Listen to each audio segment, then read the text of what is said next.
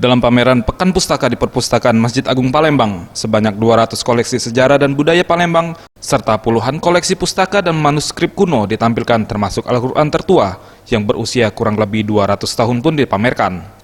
Ada pula buku sejarah Palembang pertama yang ditulis oleh penulis asli Palembang R.H.M. Akib. Selain bisa melihat beragam koleksi buku kuno, di sini pengunjung pun bisa menggali beragam pengetahuan lewat diskusi yang diadakan oleh penyelenggara Pekan Pustaka Buku. Panitia dalam Pekan Pustaka ini, Ahmad Subhan, mengatakan, selain memanfaatkan momentum Hari Buku Sedunia, ia pun menggunakan media ini untuk memperkenalkan ke masyarakat bahwa Palembang mempunyai jejak-jejak keberaksaraan yang cukup panjang. Salah satu jejak keberaksaraan tersebut yakni penerbitan Al-Quran pada tahun 1848 oleh Syekh Muhammad Ashari. Kemudian momentum lainnya, kita ingin memperkenalkan pustaka Palembang, bahwa Palembang punya jejak-jejak keberaksaraan, buku, penerbitan, percetakan, penulis yang cukup panjang. Salah satunya adalah penerbitan Al-Quran pada tahun 1848 oleh Syekh Muhammad Ashari.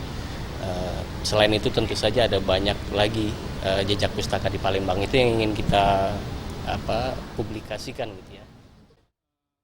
Salah satu pengunjung, Nyayu Imelda, mengatakan dirinya sangat mengapresiasi dengan kegiatan Pekan Pustaka ini. Selain dapat menambah wawasan mengenai sejarah Palembang yang sebelumnya tidak diketahui, pameran Pekan Pustaka ini pun dapat menambah silaturahmi sesama pengunjung lewat diskusi-diskusi yang dilakukan oleh panitia penyelenggara. Oh, bagus banget, bisa bikin kita jadi tambah semangat untuk baca buku. Kan banyak pengetahuan-pengetahuan yang kita nggak tahu kan. Kalau menurut aku banyak buku lama ya. Banyak banget buku lama. Buku barunya juga ada.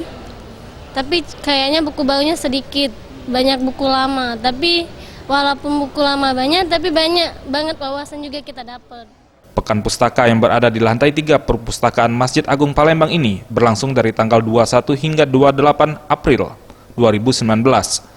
Di sini dipamerkan berbagai peninggalan pustaka yang berhasil dikumpulkan oleh ketiga perpustakaan tersebut, termasuk koleksi pribadi dari masing-masing pendukung kegiatan.